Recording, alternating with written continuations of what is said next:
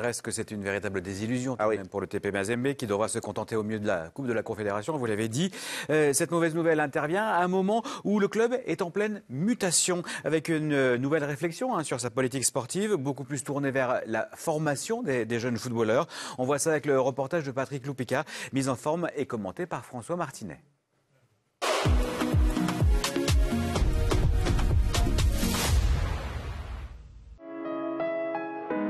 Attention, c'est passé, le centre en retrait, et 2-0. Oh, la catastrophe pour l'OTP. C'est la fin pour les Corbeaux. Le tout-puissant Mazembe est éliminé. L'année passée, c'était un peu compliqué pour nous. On était éliminés à phase de poule. C'est la honte pour nous. Une élimination précoce en phase de poule et des mots durs à poser à cette déroute continentale. Le tout-puissant Mazembe a vécu un cuisant échec l'an passé. Un traumatisme qui a forcé le président Moïse Katumbi à changer de cap. C'est la grande révolution sur le banc. L'entraîneur principal, Pamphile Miayo, devient directeur technique et laisse sa place à un tout nouveau staff, orchestré par Franck Dumas. Il a un discours qu'on attendait. Il a un discours qui fait que les joueurs eux-mêmes prennent conscience de ce qu'on attend d'eux. Et là, Franck Dumas, avec son assistant Slimane Rao et toute l'équipe pour l'aider à ce que la mission que le président Moïse Katumbi lui a confiée puisse aller jusqu'à bon port. Faire le mieux possible, faire le mieux possible.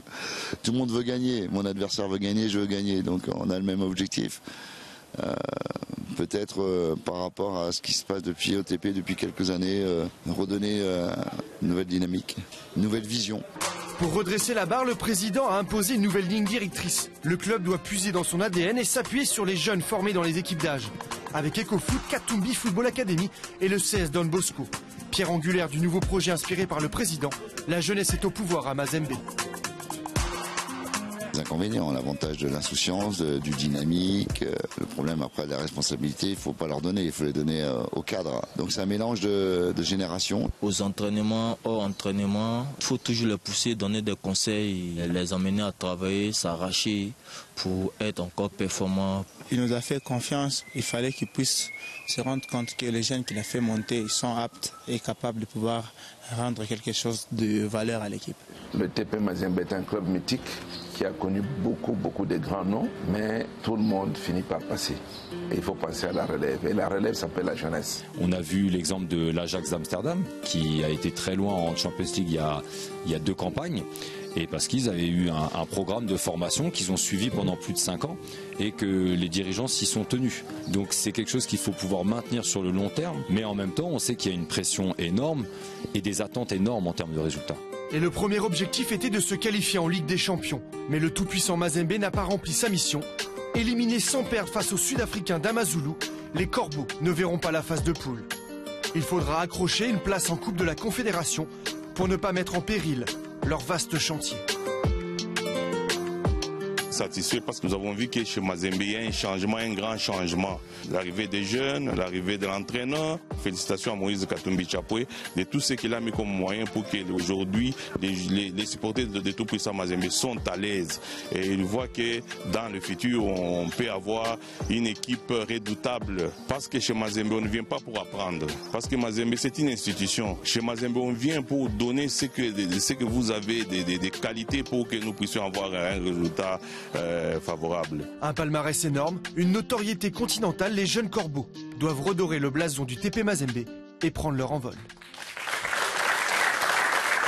Voilà pour ce reportage de Patrick Loupika. Claude, quel est votre regard sur cette nouvelle politique sportive du TP Mazembe? Ils sont donc plus tournés vers la formation et la jeunesse. Je crois que ça correspond quand même à ce dont il rêve depuis très longtemps. Il a toujours dit, pour véritablement remettre Mazembe au plus haut niveau, il faut que je fasse venir les meilleurs joueurs du continent africain.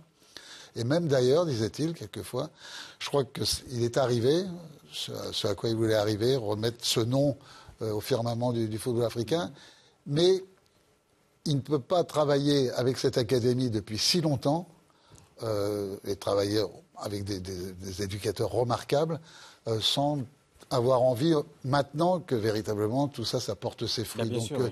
il est dans cette deuxième étape de ce qu'il avait prévu au départ.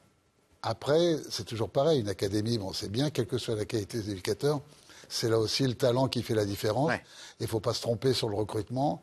Il faut véritablement avoir des joueurs capables assez vite parce que tous les clubs au monde, c'est la même chose, et le Mazembe encore plus qu'ailleurs, à savoir qu'on se lasse très vite de ne vivre que d'espoir, mais il faut aussi des résultats tangibles, il faut aussi de l'efficacité.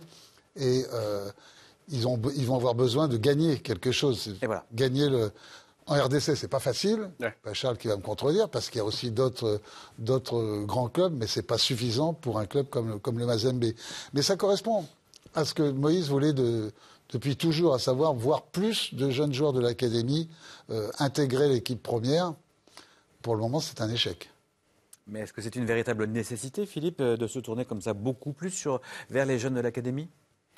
Le retour de Moïse Katumbi au pays a changé beaucoup de choses. C'est-à-dire qu'il s'est aperçu que le discours qui lui était tenu par exemple par ceux qui formaient là-bas, qui était de dire mais pourquoi vous allez sans arrêt chercher des joueurs et des joueurs de plus en plus moyens. On voit y arriver des joueurs. Il y a eu une époque où il y avait des recrutements de très bons joueurs, zambiens, maliens, etc. Bon, là, il n'y avait rien à dire, sud-africains. Là, il n'y avait rien à dire. Mais là, c'était des joueurs de plus en plus médiocres. Et on faisait marcher la machine à transfert, sans doute pour des mauvaises raisons.